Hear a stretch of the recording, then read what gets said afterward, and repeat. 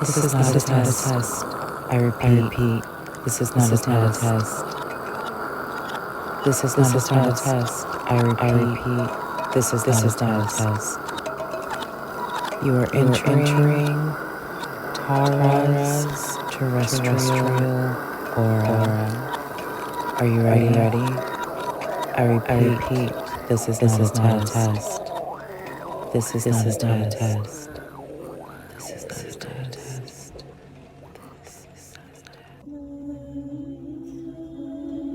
Hello, my loves. Hello, hello, hello. I just want to stop in for a little Mercurian transmission on this Mercury day. I want to step into the expressional altitude of thoughts in which we process on how our conscious flows and how the streams just interweave and all of the work that we do within ourselves, how it is expelled out to the greater of all that is, and how much it really truly matters. Whenever we live in a state of believing in a higher view, a higher perspective, we could call this God, we could call this the universe, we could call this source, we could call this many things. In all religions and all customs and all scenarios, there's some aspect of something greater than yourself in which you feel is the connective pull as to what guides you or what thrives you inside to move into a higher essence of your state of being. There's always something that pulls us towards it, whether it's a conscious or unconscious thing. But the thing is, our creation is our love, and our love is our creation. So whenever we love the creation of ourselves, we are loving the creation in which is being formed. When we constantly nitpick or expect other outcomes or reactions or expressions or beliefs or commonalities with things outside of ourselves, we become the essence of a dependence, of a need, of something that we are not able to give ourselves. So the objective is, in my perspective, is to be able to fill the needs and fill the voids within ourselves so much to where we feel comfortable to the elemental force of just loving ourselves and filling our own needs within our own state of being. No longer feeling as if there's something outside of us that controls aspects of how we are perceiving life or how the rationalization of ourselves is portrayed. There's no reason to seek an outsider's opinion or an outsider's justification of your identification. And even if you are doing things completely different than the societal norm that has been set, because really, there is no norm. There is no normalcy in this world. This world is an illusion. It's an illusion of people wearing masks of ego, a disguised inside their own mind that they hide. So they put it over their perspective of their objective here as an imagery of who they are, when really most people here, sadly, really don't even know themselves. And that's actually, it's not even sad. It's only sad if it's viewed sad, because again, everything is a matter of perspective. It's a matter of how you see it. You may not conceive it as a sad thing to not know yourself. And maybe, in fact, it's a beautiful thing to not know yourself, because in not knowing yourself, you're not labeling yourself to the identification of something, of a way, of a state of being, of a idealism of something in which you must be to always feel the need and desire to live up to a certain identity or entity form. So it's one of those things. It's kind of a blurred line. And it's kind of one of those things, I guess we could say it's a bit of touching taboo. And because of that, I will be making this my touching, a tidbit of taboo today. I will be maybe putting it out to the world on tomorrow, which will be a Jupiter day, because I have already posted one for today. Or maybe I'll just go ahead and share today because mine from yesterday was late. Either way, as I've mentioned before, this will be a new form of content that I will be adding within my channel.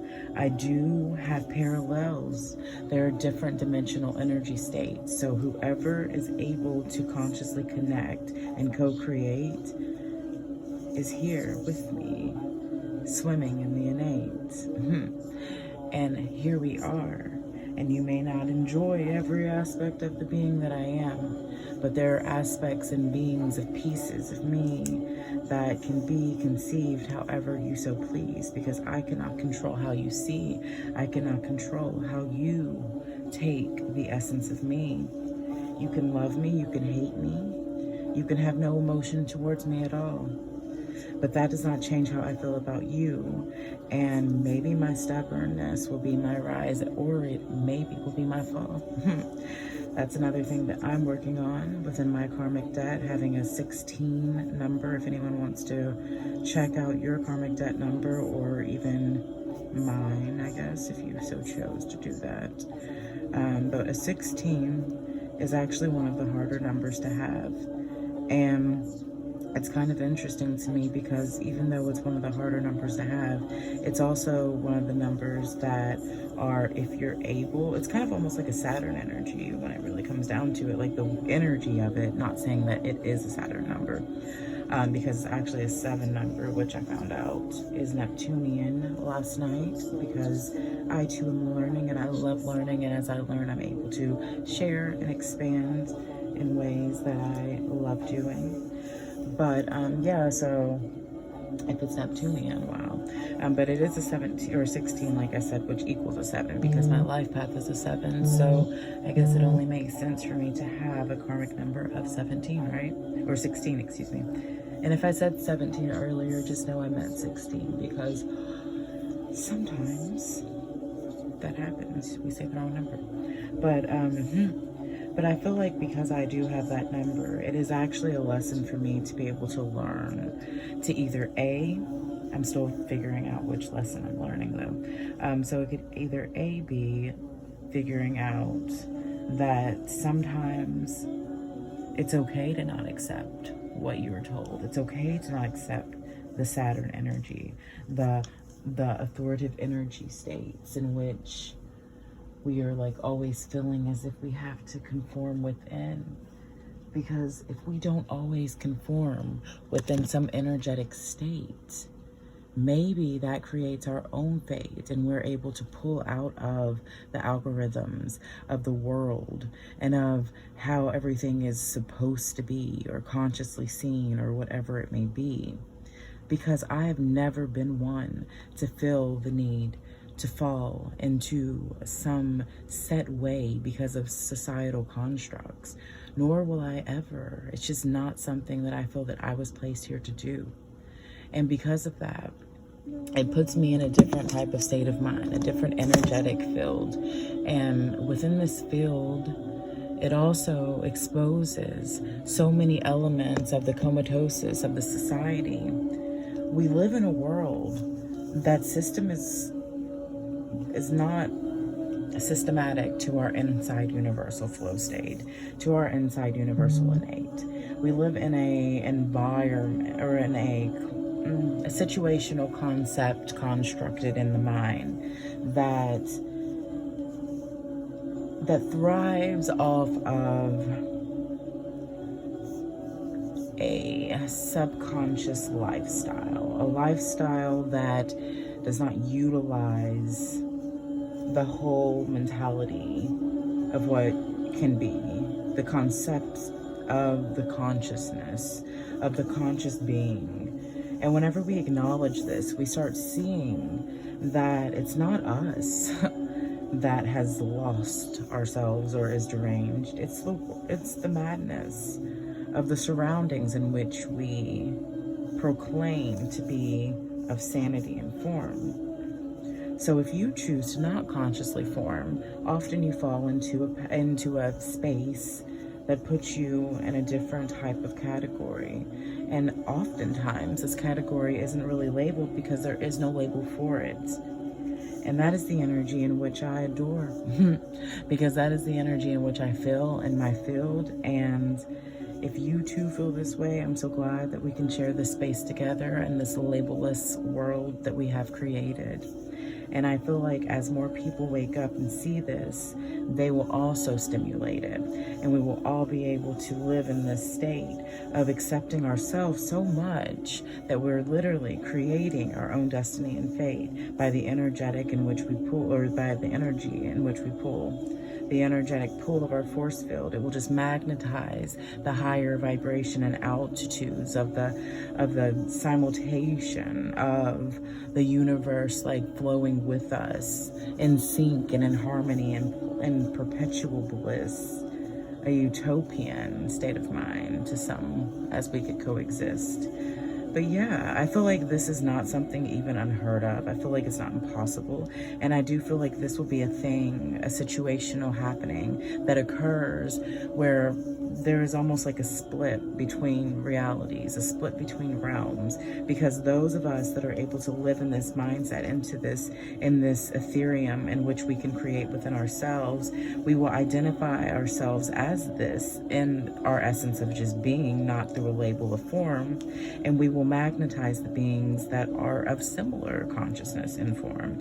And in return, we will create magic and beauty in our own world, simultaneously living amongst this world, thriving. It'll be like almost like the webs of the internet, the webs of our consciousness. We'll weave inside of it, yet we will not be a part of it because we'll be weaving our own web.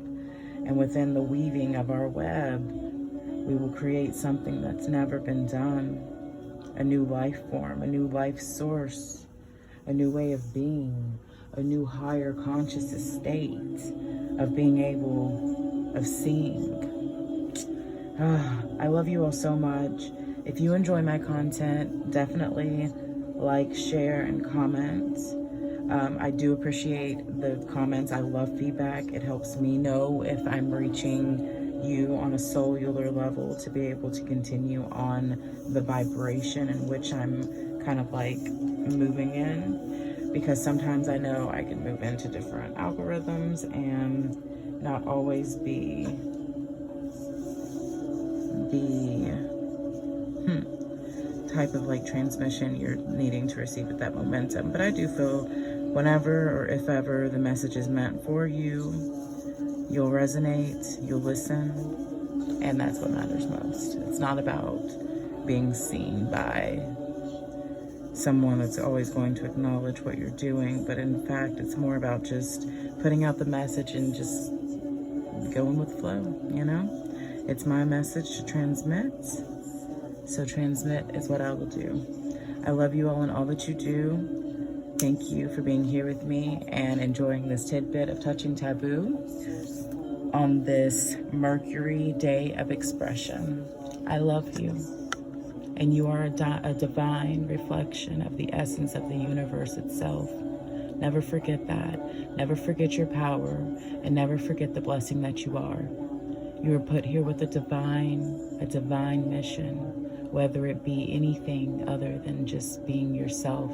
That is what matters. I love you.